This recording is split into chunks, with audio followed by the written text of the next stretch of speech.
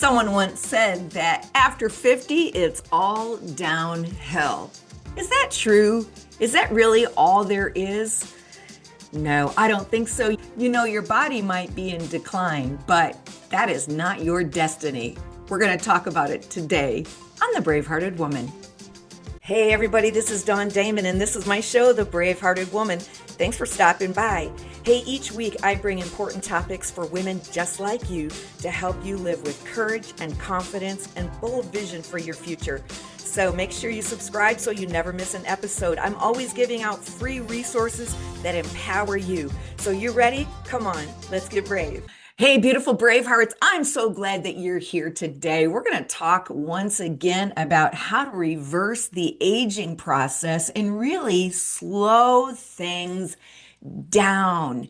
You know, the future you is begging you to love her enough to learn some of these principles so that when you get there, you can enjoy life still vibrant, still full of energy, still looking for what's next in life. So let me start with a quick story. I recently was faculty at a writers conference, a beautiful conference, all professionals there, amazing people, great conversations. But this conference was a little bit different than other writer conferences that I attend in that this one also had a sub-theme of healthy living. That's right. The director is a health nut. And so she made sure that there were many things involved in this conference that promoted good health. One of them, the menu. Totally different from other conferences that I go to. Other conferences, we love our comfort foods. We've got the mashed potatoes, the gravy, the chicken fried steak.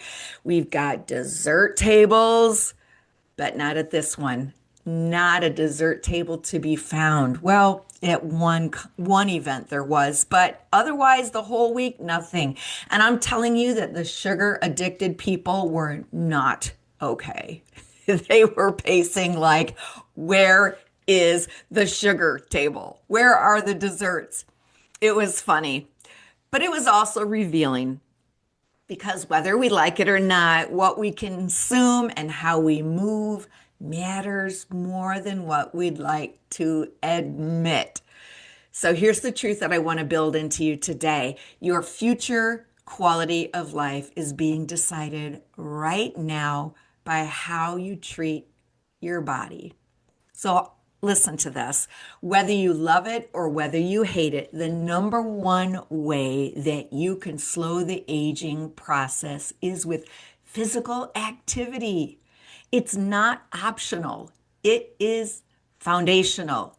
Absolutely. And research shows this, that the more people exercise regularly, the longer they're going to live. They don't only just live longer, they live better. And isn't that important? The quality of life, more years without pain, more years of independence, more years without disability or dependence. And honestly, that's what I want. I hope that's what you want. You want to live your life with the fullness as long as you can. Not just more birthdays, but more freedom in those years than others. So here is a wake up stat. I mean, when you hear this, it should cause you to pause just for a moment. A study found that people who walk 8,000 steps a day had a 51% lower risk of death. 51% compared to the people who only walked maybe 4,000 steps a day. And that's not extreme. That's not athletic level ability. You can move your body 8,000 steps a day. You can absolutely do it. That's just move your body more than you're currently moving it right now. And I think that's a really good goal. I think it's really a feasible goal for you to have. So movement is essential to your body. I have one exercise instructor that says when we move a joint, it's like taking an oil can to it and oiling it. Moving is so good for our entire body. Here's the real issue. when we age. It's not just about our weight. As women, we're constantly looking at our weight and we want to make sure that we can still fit into the jeans that we wore when we first got married and all those things and other fantasies. But it isn't just about weight. The real issue is about muscle, because muscle equals mobility. Muscle equals strength. Muscle loss means you've lost strength. And it's statistic that we lose about 3 to 8% of muscle every year. But when you are postmenopausal, that number doubles. So you could be losing 16% of your muscle every year. And a loss of strength is a loss of independence ultimately. It is one of the biggest fears that many people aging have is what's going to happen to me? Who's going to take care of me? Well, you can take care of you because you can stay focused, alert, strong, mobile with God's ability and grace on your life. Yeah, it's possible. Claim that by faith right now and believe that and take that as yours. You got to keep moving. Now, I want to keep it real to you, especially those quadriceps, those high muscles up in your legs right there. Those muscles, you got to keep them toned. You got to keep them strong. You know why? Those are the muscles that help you sit down and get up out of a chair. Have you seen people who can't even get up out of a chair? Those are the muscles that help you climb stairs. Those are the muscles that help steady you and help you avoid falls. And when you have strong quadriceps in your legs, strong legs equal independent living. So exercise them. What are you doing specifically to exercise your quadriceps, your body, strong legs? And here's something surprising. Muscle mass is actually a better predictor of longevity than weight or body weight mass index. Can you believe that? The level of the muscle that you have is a predictor of your longevity of life. So how do you mitigate loss? Well, first of all, make sure that you're doing some resistance training, weight training. Using resistance bands 2 to 3 times a week is probably most effective, but just exercising, toning those muscles, keeping a small set of weights by your television instead of just sitting there, moving, doing something to combat the loss of muscle. And the other thing we're going to talk about a little bit today is the protein intake, because protein helps build your muscles. And you need about 25 to 30 grams of protein per meal. So a goal is 90 grams of protein a day.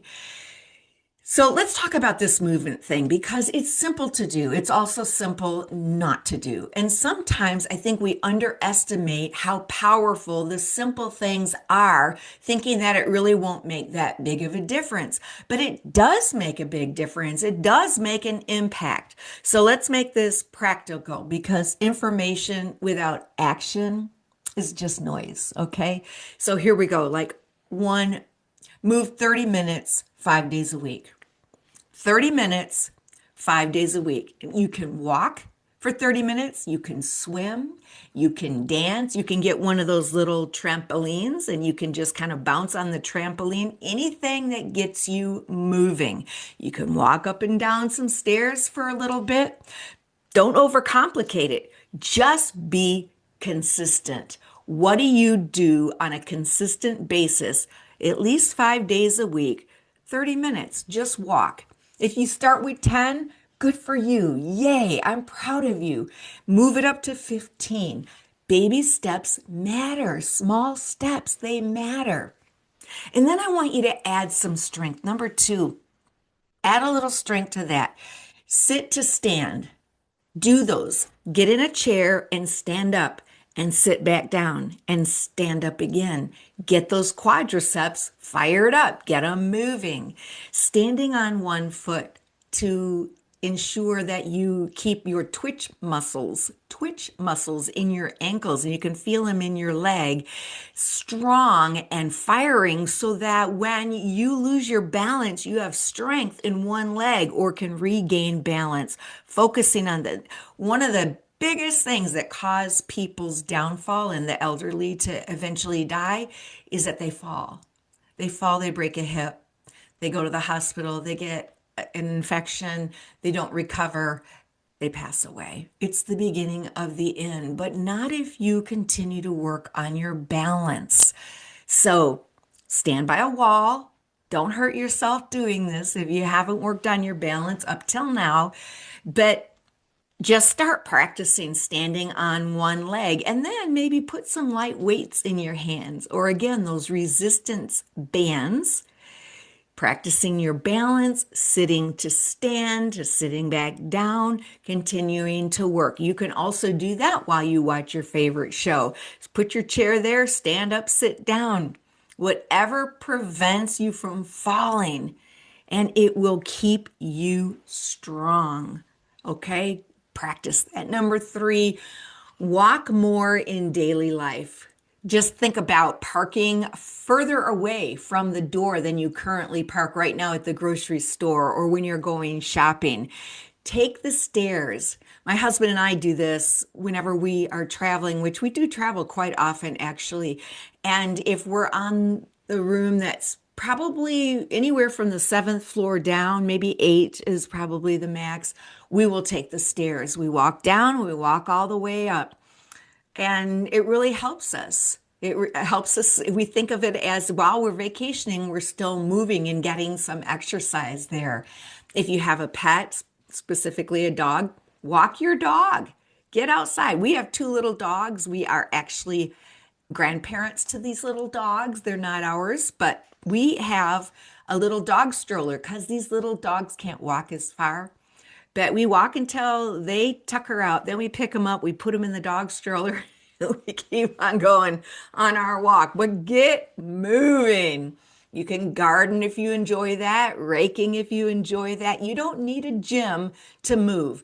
But if you want to, get on your treadmill and have a favorite show. This sometimes works. Have a favorite show that the only time you get to watch it is when you're on the treadmill. And so you look forward to that exercise or that elliptical. You look forward to that because you're getting a little reward and a little treat at the same time that you're doing it. Now let's talk about protein. Why protein matters. Again, protein builds muscle. And so you want to make sure that you're getting at least, as I mentioned, 30 grams of protein per meal. So around 90 grams a day so that your muscle can continue to grow, because you can't build or maintain muscle without protein. That is the food that your muscle needs to be strengthened. So sometimes we tend to get away from that amount of protein as we age. Maybe we don't like red meat as much, or we don't like chicken. We like our little salads and our soup or our little sandwiches. And we tend to start eating more carbs. I want you to think about flipping that and eating more protein. And if protein is challenging you for you to get down, there's great resources in protein. Muscle milk, 25 to 30 grams of protein, and it tastes delicious. I buy the chocolate. Cottage cheese, a lot of protein. Yogurt, 20 grams of yogurt, protein in yogurt. Don't add a lot of granola to it because then you're going to be adding too many calories to that. But I'll put fresh walnuts in my yogurt and get a little bit, but I'm getting those benefits from the walnuts as well. Great resource there. So you have to eat protein. And as I just kind of wrap this up a little bit, I hope that I'm encouraging you to be thinking sincerely about these 2 things. But I want you to think about consistency over perfection, because here's the truth that most people don't want to hear. Consistency matters. It matters more than genetics, what you're willing to do on a regular basis. Not intensity, not perfectionism, consistency. Doing something every day. every day, 5 days a week. I'll give you 2 days off. Give your body a rest day. And that's important as well. By the way, sleep, that's my favorite. Sleep is really important to maintaining and to aging gracefully and slowly. So here's a mind shift for you, because I know, as I said at the beginning, somewhere along the line, people said, well, after 50, it's just all downhill. And so you just allow yourself to go downhill. But I want you to interrupt that thought, because it's not true. Not by a long shot, especially by today's standards. Not at all. 70 is the new 50. 80 is the new 60. My mom is 90 this year, and she's extremely energetic and lives a very full life. So yes, your body changes, our metabolism, it's going to slow down, and our energy shifts. It's okay even to take little cat naps sometimes. Our muscle declines, I get it, but decline is not your destiny. You can influence how you age. You can shift, and you can do it significantly. All right. You believe that? I hope so. Even if you've neglected your health, it's not too late to start. You can get started. Whole life health matters. Movement is number one. Eating protein is important, but it's not the only thing. And I want to leave you with this quick tips, real quick. You need to make sure that you get routine health checkups. Prevention will give you longevity in life. Cancers, those kinds of things can be found through routine checkups, checking your blood pressure, checking your cholesterol, making sure that you continue to check your heart occasionally. Those kinds of things, having the colonoscopy, important. Making sure you're doing your mammograms, important, okay? And then remember to eat real whole food. Stay away from the processed packaged food. That is something that will poison your body. It's filled with toxins and it's not good. Reduce the amount of alcohol that you take. Hopefully no one is smoking that's listening to this. Get rid of that habit in Jesus' name. We set you free from that habit. And want to tell you that sleeping well, as I just mentioned, is vitally important as well. And staying out of really stressful situations that continue to shoot out cortisol throughout your body. So keeping low stress levels as possible. And that's where my faith in the Lord comes into, because there are stressful things that happen, but I've learned to turn it over to God. I've learned to communicate to Him and pray to Him and roll that stress and that anxiety over on the Lord and say, Lord, I can't carry this one, but you can. You can. And I want to live a vibrant, long life, and I can't add one single hour to my life by carrying this stress and worrying. So I'm giving it to you. And then finally, just small choices. Small choices add up to a lifestyle. They add up to your habits, what you do a little bit every day. We don't wake up one day and just all of a sudden we're old. We drift. It's a little bit at a time where all of a sudden we realize, okay, some things have been changing here. What am I going to do? So here's your challenge. Small steps, movement, discipline, consistency. Because the life you want later is built by the life you have right now. This is your girl here, Dawn Damon, your Braveheart coach. And I'll invite you to my website, thebraveheartedwoman.com. Free resources there. I have a list for you of age-defying products that you can use, because we can also do some things cosmetically as well as internal. It's a free gift, a checklist that I have for you there. But most importantly, keep your mind young and vibrant.